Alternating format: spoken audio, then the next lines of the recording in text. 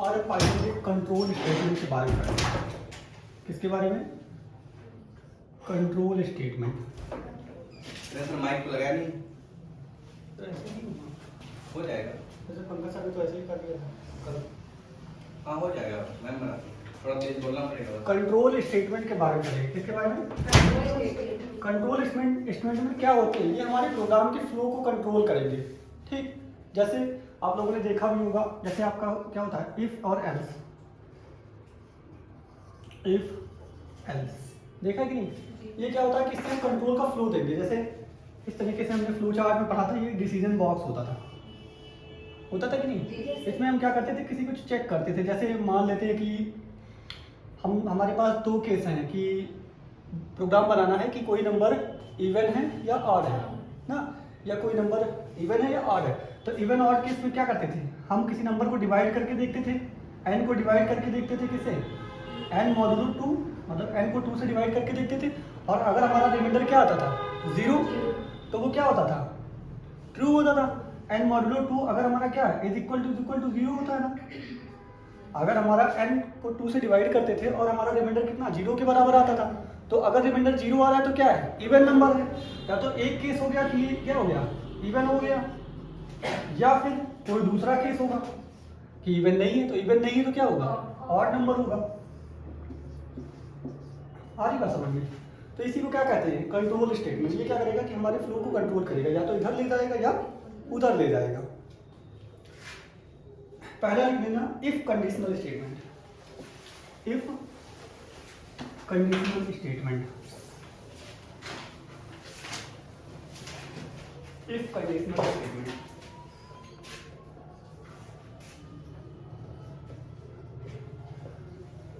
इनको हम conditional statement भी कहते हैं कि यहाँ पे हम कंडीशन देंगे।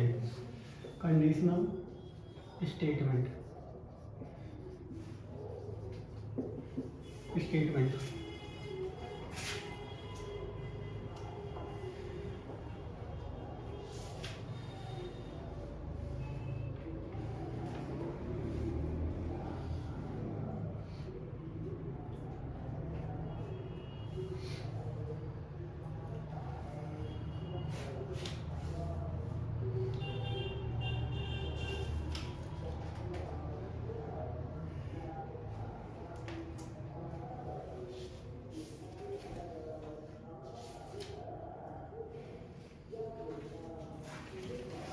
फ्लो चार्ट भी बना लेना इस तरीके से। फ्लो चार्ट इफ का कैसे होता है, इसके अंदर हम कंडीशन लिखेंगे। कंडीशन कंडीशन ट्रू होगा तो नीचे जाएगा, ये ट्रू के केस में, ट्रू के केस में। और अगर फॉल्स होगा तो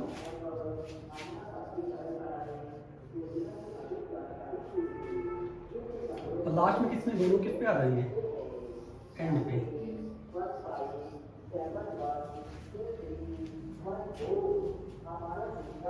ये आपकी S1 हो जाएगी यहाँ पे। S1 का मतलब स्टेटमेंट 1, और यहाँ पे आप कोई स्टेटमेंट 2 आप दिखा सकते हो, S2।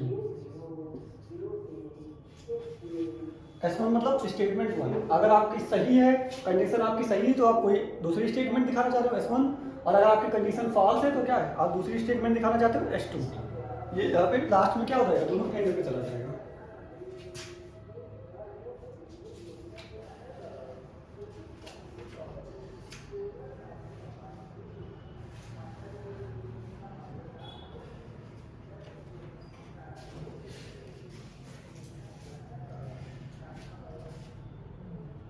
इसका सिंटैक्स लिख लेना।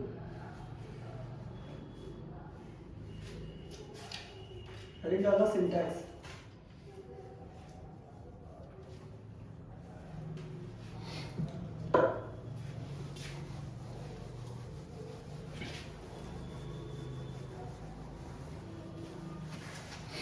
सिंटैक्स कैसे होगा, सबसे सिंपल सा इफ होगा।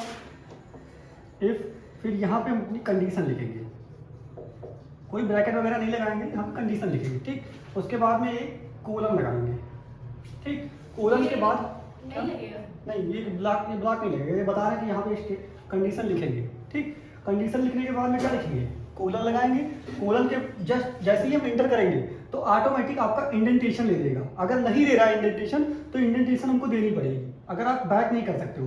कोलन के बाद आप जैसे ही इंटर करोगे ऑटोमेटिक तो क्या वो ऑटोमेटिक आपका आईडीएल क्या ले लेगा, इंडेंटेशन ले लेगा।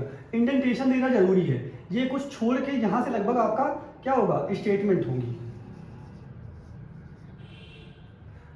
स्टेटमेंट आपकी जितनी भी स्टेटमेंट होंगी यहीं पे लिखी जाएंगी।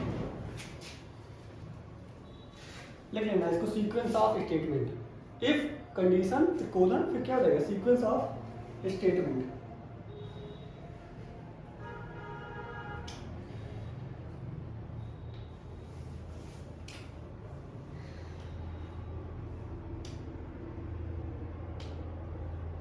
जैसे जैसे हम एक छोटा सा एग्जांपल दिखा रहे हैं यहाँ पे,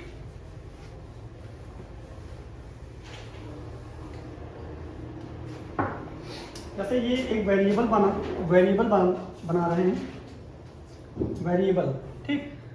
एक वेरिएबल मान लो ए नाम का एक वेरिएबल है और इसमें हमने स्टोर कर दिया कोई एक नंबर या कुछ भी स्टोर कर सकते हैं, ठीक। मान लो कर दिया कितना इसमें 5, ठीक। अब उसके बाद में हम चेक कर रहे हैं कि क्या इस वेरिएबल में 5 ही है। अगर हमको चेक करना है कि क्या इस वेरिएबल में 5 ही है तो चेक करने के लिए क्या लिखेंगे, हम लिखेंगे यहाँ पे इफ, ठीक। अब लिखेंगे ए इज इक्वल टू क्या, अभी देखो कंडीशनल स्टेटमेंट है ना, हमने ऑपरेटर में लिखवाए थे कंडीशनल ऑपरेटर, उसी के अंदर तो ये आता है इक्वल टू ऑपरेटर। ये क्या है, असाइनमेंट ऑपरेटर, यहाँ पे 5 चला गया, ये क्या है कंडीशनल ऑपरेटर। अब ए इक्वल टू अगर हम चेक कर रहे हैं कि क्या, अगर ए की वैल्यू क्या है 5 के बराबर, अगर ए की वैल्यू 5 के बराबर है तो क्या प्रिंट कर दे। अब देखो हमने कोलन लगाया उसके बाद में, ठीक। ये हमारी क्या हो गई कंडीशन, इफ फिर कंडीशन के बाद में कोलन के बाद जैसे ही इंटर करेंगे तो ऑटोमेटिक इंडेंटेशन ले लेगा। अब इसके बाद में अपनी स्टेटमेंट लिखेंगे। इंडेंटेशन होता है कि पहले कुछ जगह जो छोड़ी जाती है उसको कहते हैं इंडेंटेशन। पाइथन में देखो अदर प्रोग्रामिंग लैंग्वेज में क्या होता है कि हम ब्लॉक बनाने के लिए सिंपल सा ब्लॉक बना देते थे, जैसे कोलन लगाते थे उसके बाद में इस तरीके से इफ का ब्लॉक बना देते थे, इसके अंदर स्टेटमेंट लिखते थे ना। लेकिन पाइथन में क्या करते हैं, हम सिर्फ इंटर कर देते हैं तो ऑटोमेटिक वो इंडेंटेशन छोड़ देता है। इंडेंटेशन से क्या होती है, कुछ जगह छोड़ देता है, उसी से हमको पता चलता है कि यहाँ से हमारा ब्लॉक स्टार्ट हुआ है। और जब हम उस इंडेंटेशन को वापस कर देंगे तो मतलब हमारा ब्लॉक क्या हो गया, खत्म हो गया, ठीक। तो वो ब्लॉक इसमें पाइथन में किसमें पता चलता है, इंडेंटेशन से। तो यहाँ पे हम क्या करेंगे, कोलन लगाएंगे, कोलन के बाद जैसे इंटर करेंगे कुछ इंडेंटेशन मतलब कुछ जगह छोड़ देगा ऑटोमेटिक, ठीक। उसके बाद में क्या होगा, अपनी स्टेटमेंट जैसे हम लिख देंगे, यहाँ पे प्रिंट करा रहे हैं, प्रिंट करा दिए, yes it is equal to 5, ठीक। क्या कर दिए, ये स्टेटमेंट हम प्रिंट करा दिए कि yes it is equal to 5, ये क्या है 5 के बराबर है। अगर अच्छा हम लिख रहे हैं if a is equal to क्या हो 6, अगर 6 के बराबर हो तो क्या प्रिंट कर दे, फिर प्रिंट कर दे, प्रिंट क्या, yes it is equal to 6,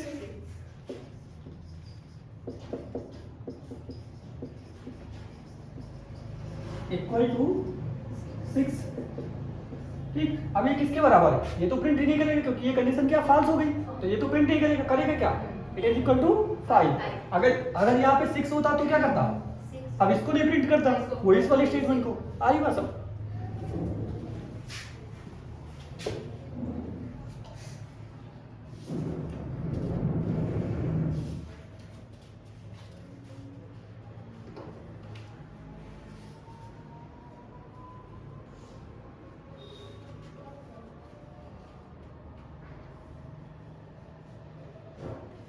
हो गया ये। अगला लिखना इफ एल्स स्टेटमेंट, ये आपका इफ कंडीशन स्टेटमेंट था, अब कौन सा हो जाएगा इफ एल्स। अब देखो यहाँ पे हमने दोनों बार क्या लिखा था, इफ ही लिखा था, एल्स नहीं लिखा था।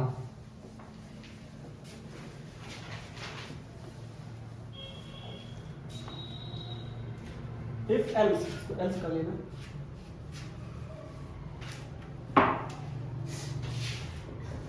इफ एल्स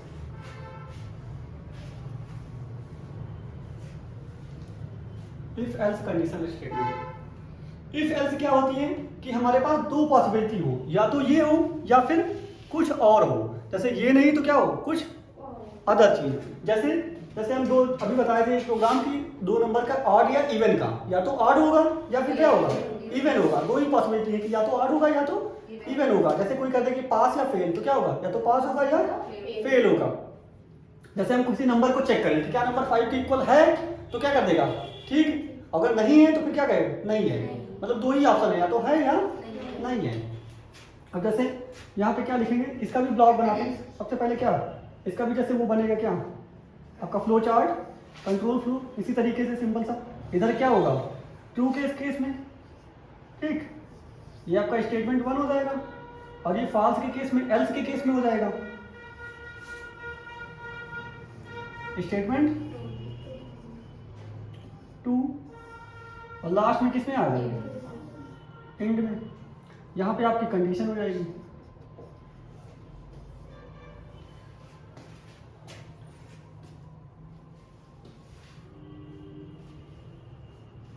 सिंटैक्स इसका लिख लेना, इफ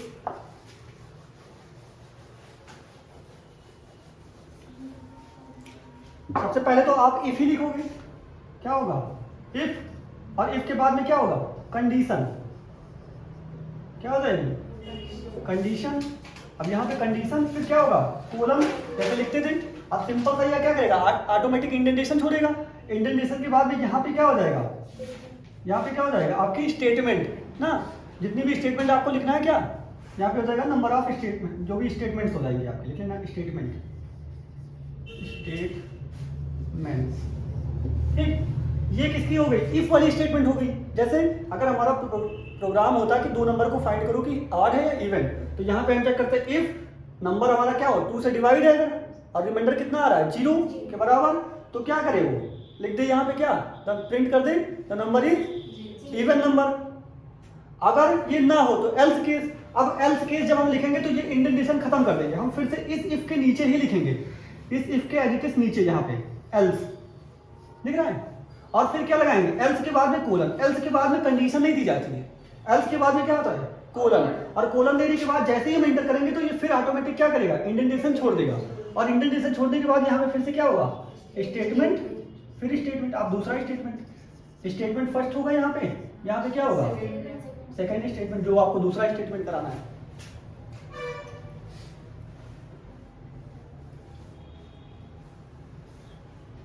ये चीज ध्यान रखना इंडेंटेशन की। इफ के एज इट इज बिल्कुल नीचे ही लिखेंगे एल्स को, ठीक, और ये कोलन के बाद ऑटोमेटिक इंडेंटेशन जरूर छोड़ेगा, ठीक। आप कभी भी ये ना करना कि उसको ला के नीचे फिर यहाँ से स्टार्ट कर दो स्टेटमेंट लिखना, यहाँ से स्टार्ट नहीं करेंगे, थोड़ा सा इंडेंटेशन देके फिर स्टेटमेंट, ठीक। यहाँ पे भी कोलन के बाद ऑटोमेटिक आप जैसे ही यहाँ पे कोलन के बाद में एंटर करोगे तो आपका आइडियली क्या ले लेगा, इंडेंटेशन ले लेगा।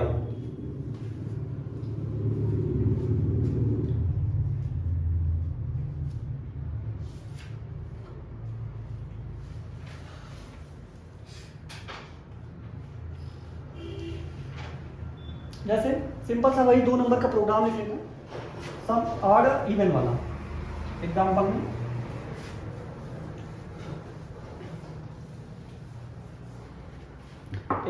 लिख लेना ऑड या इवन का प्रोग्राम, ठीक। जैसे अगर आपका नंबर क्या हो, सबसे पहले आप कंडीशन लगाओगे किसका, ऑड या इवन का, ऑड और इवन।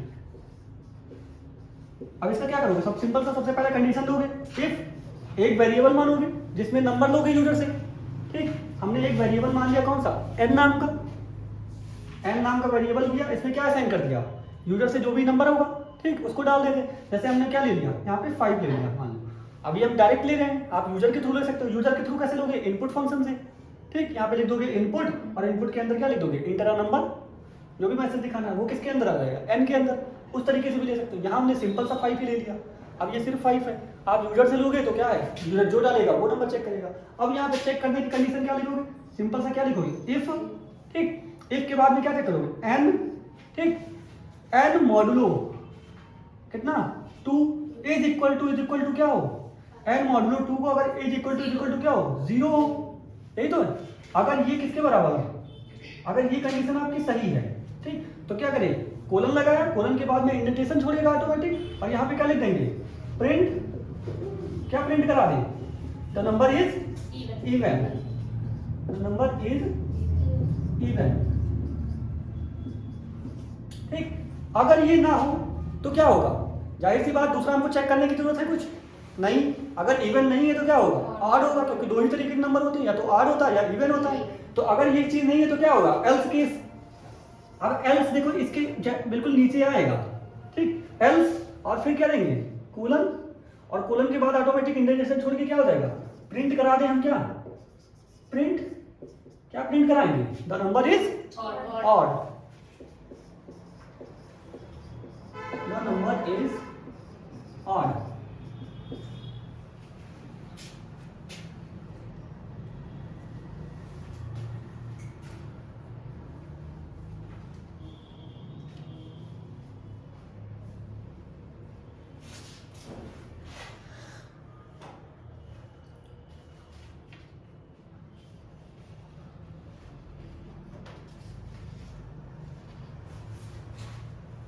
सर तो इसमें कोई भी कंडीशन दे सकते हैं कि n plus 2 equal other number, जैसे मॉड्यूलो 2 देने से अच्छा मतलब प्लस वगैरह भी कर सकते हैं ना? हाँ, कुछ भी दे सकते हो, लेकिन यहाँ पे अगर इवन नंबर को चेक करने के लिए तो हम डिवाइड करके ही देखेंगे ना। मॉडुलो इसलिए कर रहे हैं क्योंकि हमको रिमाइंडर चेक करना है कि अगर इसको नंबर को हम 2 से डिवाइड करें और हमारा रिमाइंडर कितना आ जाए। के बिना और भी सारी चीजें चेक कर सकते हैं ना हाँ। कि डिवाइडेड बाय 4 है कि नहीं, कि डिवाइडेड बाय 6 है कि नहीं। नहीं, ऑड इवन में अदर से चेक करने की जरूरत ही नहीं। नहीं, ऑड इवन, जैसे कि इसमें ऑड इवन चेक किया है कि ये नंबर ऑड है, इवन है कि नहीं, लेकिन अगर ये भी चेक करना हो कि ये हाँ हाँ, नंबर वो 5 सारी से चीज, डिविजिबल है, हाँ हाँ, वो भी चेक कर सकते हैं। यहाँ पे क्या लिखेंगे? 5 मॉडुलो लिख देंगे 2। अगर वो नंबर आपका 5 से डिविजिबल होगा तो क्या देगा? यहाँ पे लिख दोगे the number is divisible by 5, other than the number is not divisible by 5। ठीक, इसके बाद में अगला डालना if elif else. If elif,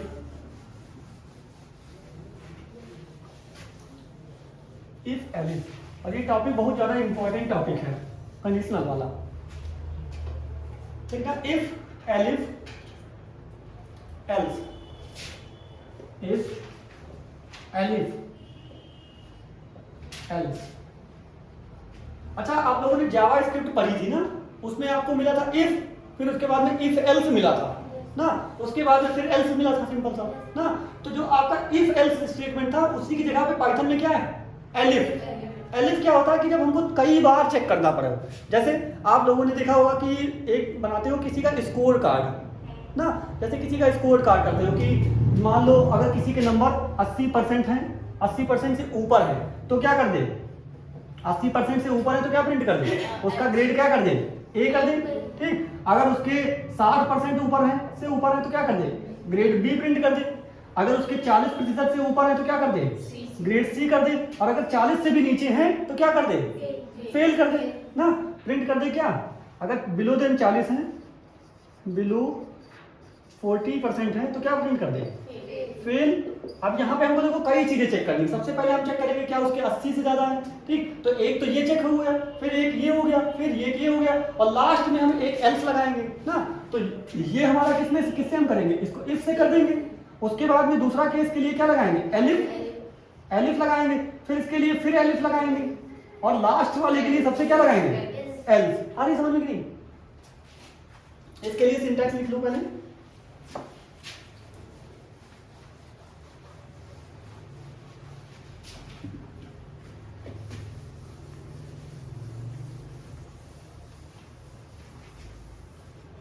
सबसे पहले इसका सिंटैक्स लिख लो।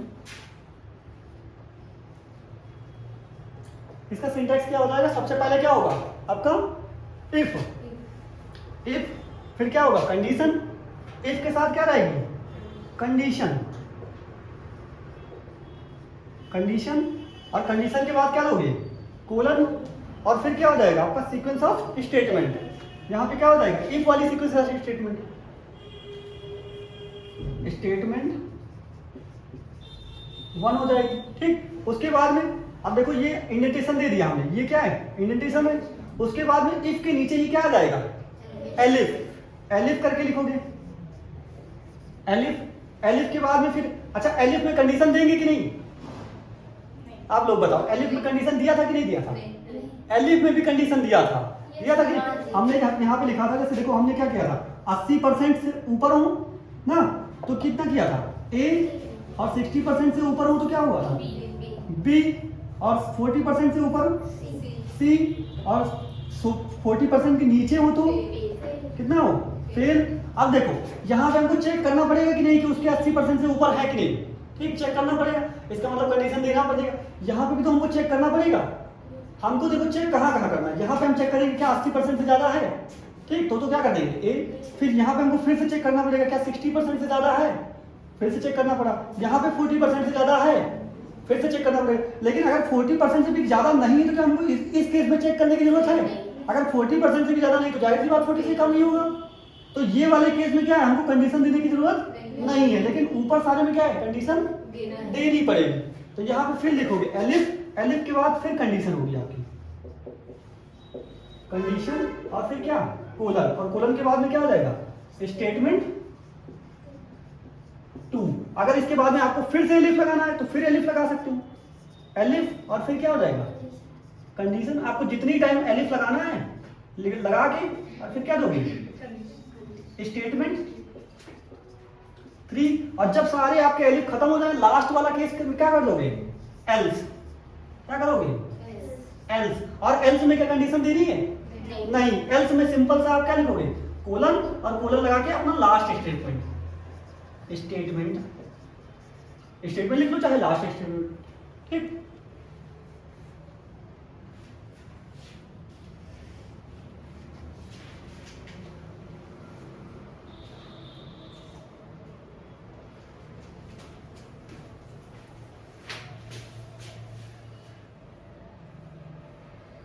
नीचे का थोड़ा सा छूट कर आया समझ। जैसे इसका एग्जांपल देख लेते हैं।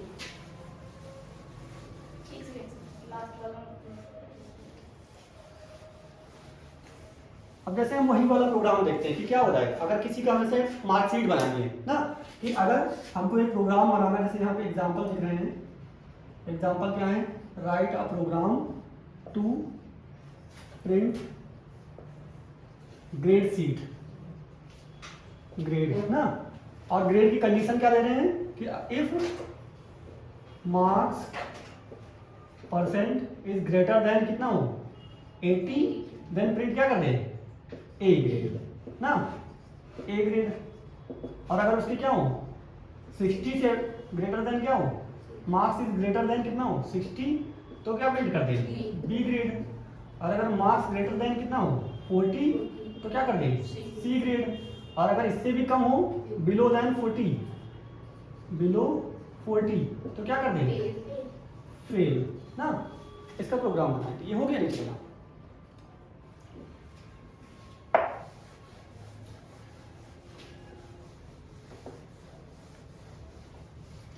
इंडेंटेशन का बहुत ज्यादा ध्यान रखना। अगर आप इंडेंटेशन नहीं दे रहे हो तो आपका प्रोग्राम क्या दे देगा, एरर दे देगा। आपके क्वेश्चन में दिया भी जाएगा, जैसे ओ लेवल के पेपर में दिया जाएगा, और वहां पे इंडेंटेशन नहीं देगा, इस तरीके से दे देगा, इस तरीके से करेगा इफ, ठीक, और कोलन लगाएगा और यहाँ पे लिख देगा प्रिंट हेलो, ठीक। यहाँ पे कंडीशन देके तो आपका क्या प्रोग्राम क्या देगा, एरर देगा वहां पर तुरंत।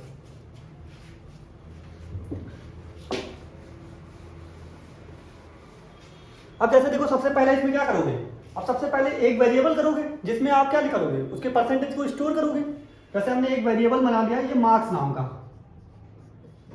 मार्क्स, और इसमें क्या डाल दिए, मार्क्स डाल दिए। उसके जो भी मार्क्स है वो इसके किससे कराएंगे, यूजर से इनपुट करा लेंगे। इनपुट कराने के लिए क्या लिखते हैं, इनपुट फंक्शन, इनपुट, और यहाँ पे क्या लिख देंगे, मैसेज कर दें inter your marks percent, marks percent ना। ये क्या हो गया, उसके मार्क्स परसेंट को हमने ले लिया। अब हम अपनी कंडीशन लगा के चेक करें कि उसके मार्क्स कैसे हैं, उस हिसाब से उसको ग्रेड दें ना। जैसे हम पहला केस चेक करते हैं कि पहला केस क्या है, इफ, ठीक, इफ। अब क्या हम चेक करना है, हमको क्या चेक करना है, मार्क्स। तो यहाँ पे क्या लिखेंगे, if marks is greater than, किससे ग्रेटर देन है 80 ना, जो मार्क्स परसेंटेज वो किससे ग्रेटर देन है 80 से। अगर 80 से ग्रेटर देन है तो क्या प्रिंट कर दे, वो यहाँ पे प्रिंट कर देगा क्या, प्रिंट ग्रेड ए, ठीक। अगर ये नहीं है तो क्या दूसरा केस लगाएंगे, एलिफ। अब ये एलिफ किसके इफ के नीचे आएगा, एलिफ। अब एलिफ के बाद में दूसरी कंडीशन क्या होगी, एलिफ मार्क्स, अच्छा यहाँ पे बीच में एक स्पेस दिया जाएगा, ठीक, मार्क्स इज ग्रेटर देन कितना 60, फिर कोलन। अब क्या प्रिंट कर देंगे,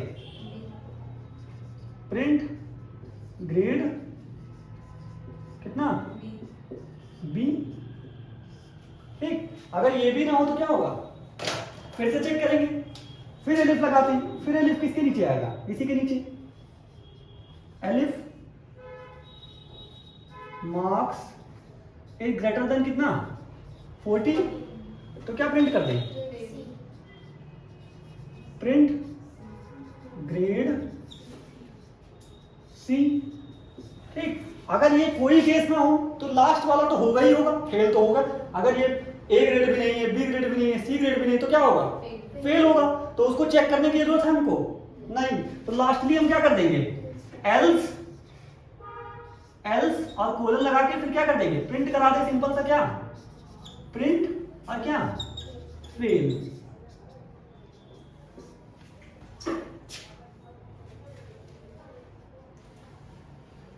कर लोगे,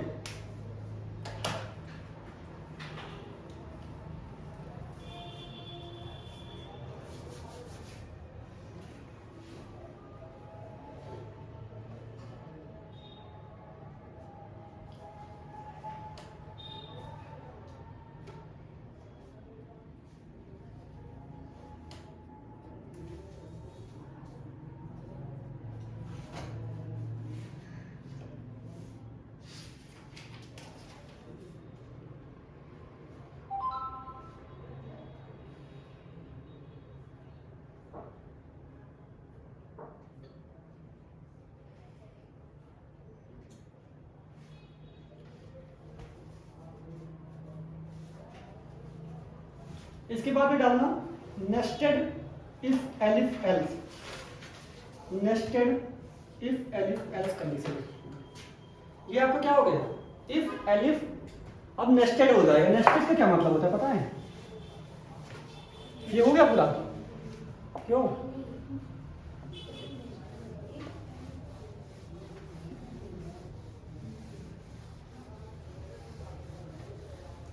हो गया था।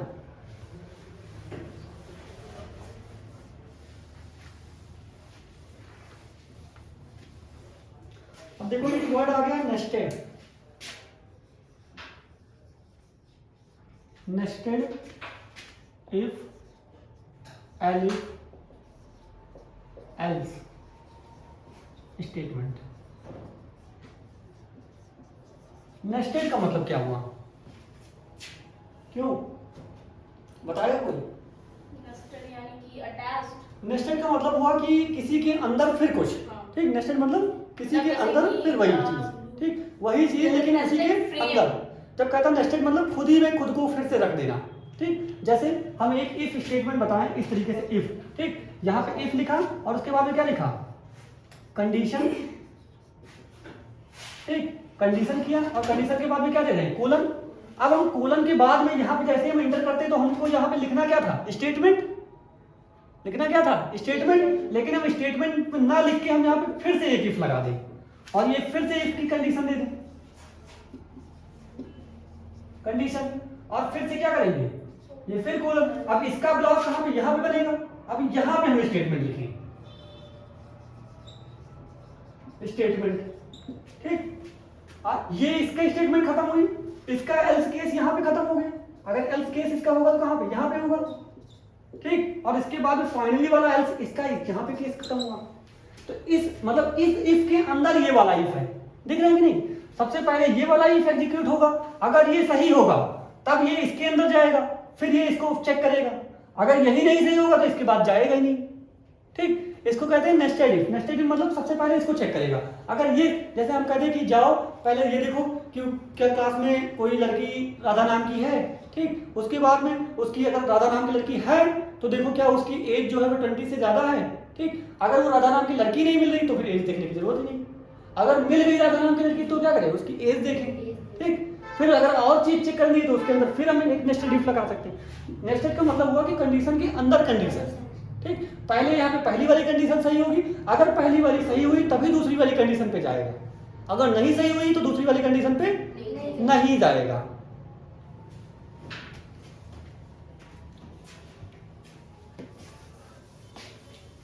जैसे एक प्रोग्राम कहता है,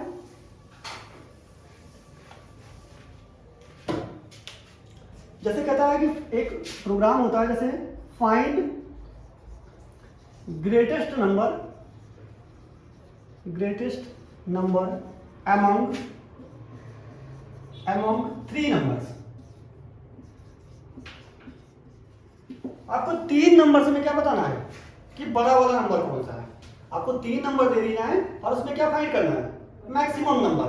तो आप कैसे पता करोगे, इसमें आपको कौन सा यूज करना है, नेस्टेड इफ या एलिफ कंडीशन। लिख लेना इसका, सबसे पहले सिंटैक्स लिख लेना, इसका सिंटैक्स लिख लेना, इसका सिंटैक्स लिख लेना। क्या लिखते हैं, नेस्टेड? हाँ, पहले ये लिख लेना नेस्टेड इफ एलिफ एल्स, इसका सिंटैक्स लिख लेना।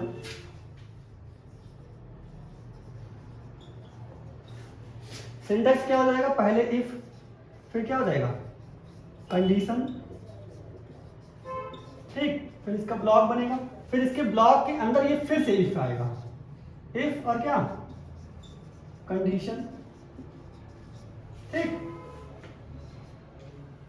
इसके बाद में फिर इसका एल्स आएगा, यहां पे क्या हो जाएगा इसका स्टेटमेंट 1, फिर यहां पे क्या हो जाएगा इसका, अगर एल्स केस लिख रहे हो एल्स का स्टेटमेंट। अब अगर आपका एलिफ केस है तो यहां पे आएगा एलिफ, यहां पे क्या हो जाएगा कंडीशन,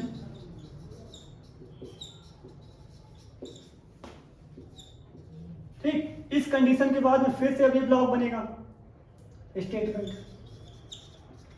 ठीक। अगर इसके बाद में एल्स भी है तो इसके नीचे एल्स रहेगा, एल्स स्टेटमेंट, अगर नहीं है तो ठीक।